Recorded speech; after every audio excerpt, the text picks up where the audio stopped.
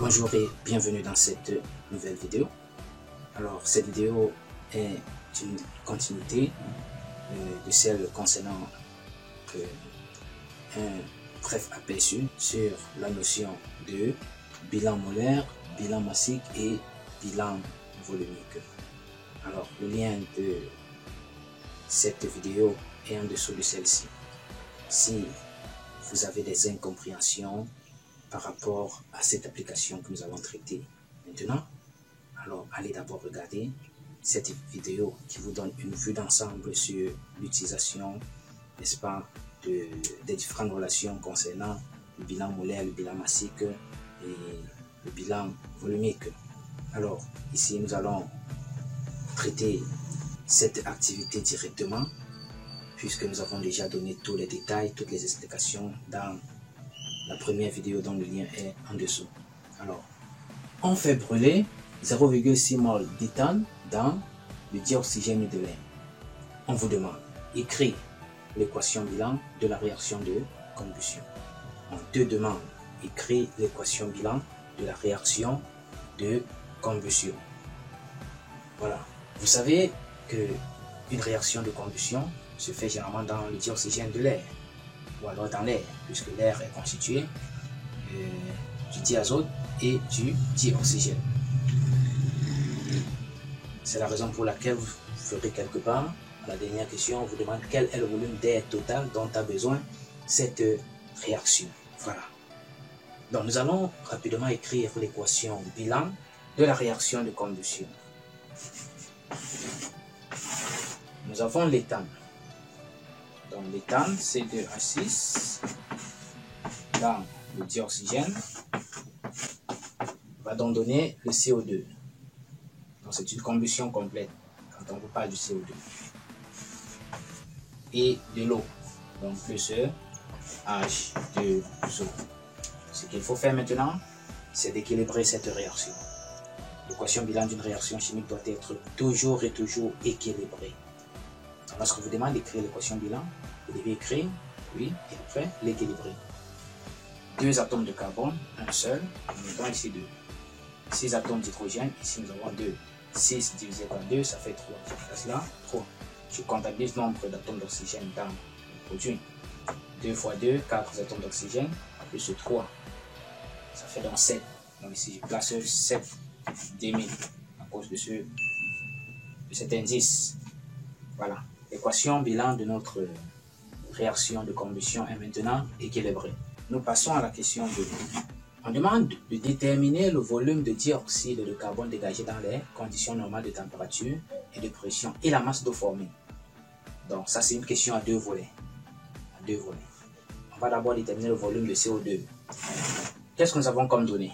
Comme données, nous avons le nombre de moles. Donc nous avons N de C2H6. Qui a connu 0,6 mol. Quand on parle de CNTP, dans les CNTP, le volume molaire du gaz c'est 22,4 litres par mol. Voilà les données. Donc nous allons appliquer le bilan de matière entre l'éthane et le CO2. Voilà, nous aurons donc N de C2H6 sur 1 égale à N de CO2 divisé par 2. Ceci implique donc que comme nous avons déjà N de C2H6, plus aucune transformation. On aura N de C2H6 égale donc à V de CO2, plus le volume de CO2 que nous voulons, sur 2 fois le volume molaire. Qu'est-ce qu'on fait? On tire le volume de CO2. V CO2 est égal à 2 fois Vm fois le nombre de moles de C2H6. On encadre. On fait l'application numérique. 2 fois 22,4 fois N de C2H6, 0,6. Résultat, 26,88 litres. Voilà pour le volume de CO2 demandé. Dans le deuxième volet de la question, on demande de calculer maintenant la masse d'eau formée. Nous sommes ici, cette masse d'eau.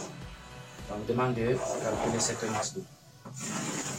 Alors, masse d'eau formée. Je vais maintenant appliquer le bilan de matière entre l'éthane et l'eau.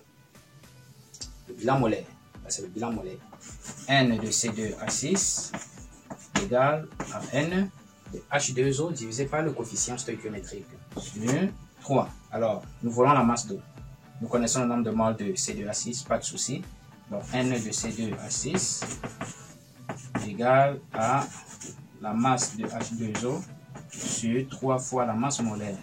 Donc, quand vous arrivez ici, sur là, donc, les fractions des ranges, vous pouvez faire tout simplement produit des moyens égale à produit des extrêmes. C'est-à-dire, vous mettez 1 ici, comme ça. Ça vous fera masse d'eau fois 1 égale à N de C2H6 fois 3 fois la masse molaire d'eau. Pareil qu'ici.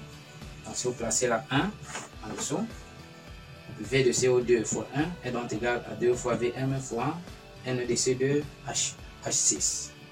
Donc, voilà comment vous pouvez également opérer. Bon, là nous tirons la masse d'eau. Donc, la masse d'eau est égale à 3 fois la masse molaire d'eau fois le nombre de moles de C2H6. Là encore, nous faisons l'application numérique.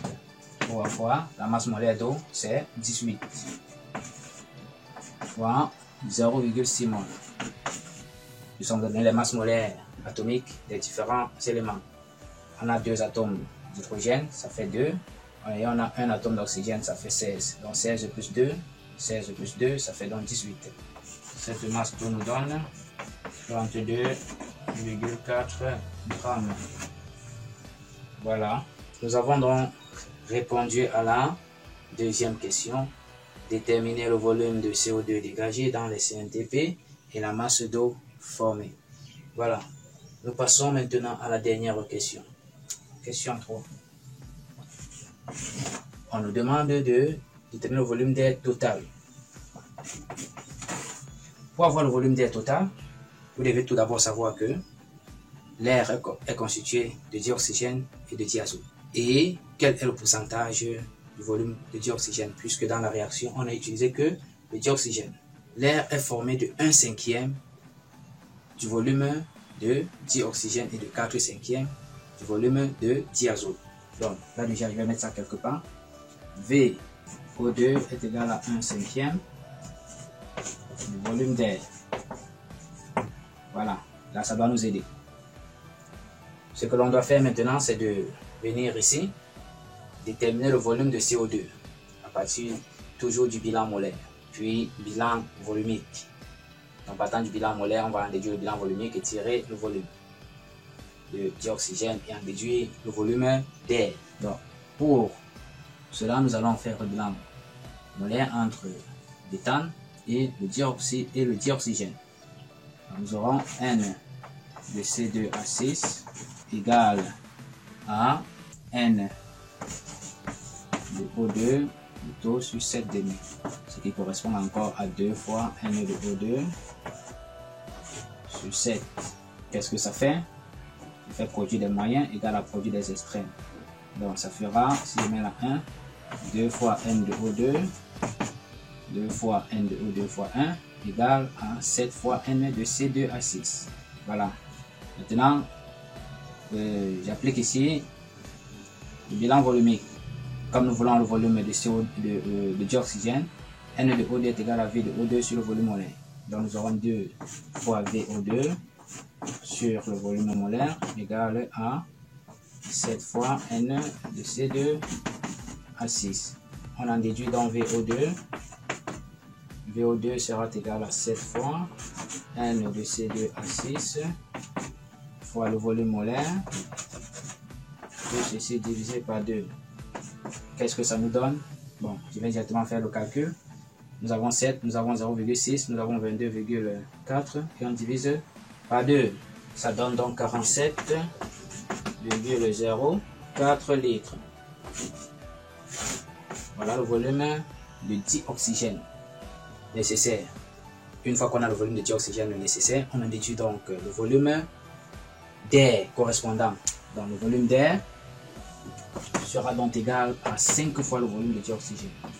Ce qui me donne 235,2 litres. Voilà nous avons enfin déterminé le volume d'air dont cette réaction de combustion a besoin pour se dérouler aisément. Donc, nous avons terminé cette activité. Si vous l'avez apprécié, n'hésitez pas à lâcher un like, à laisser un commentaire et n'hésitez pas à vous abonner à la chaîne si vous êtes nouveau. Et à activer aussi la cloche de notification pour ne pas rater les autres vidéos. Alors on se dit au revoir et à la prochaine.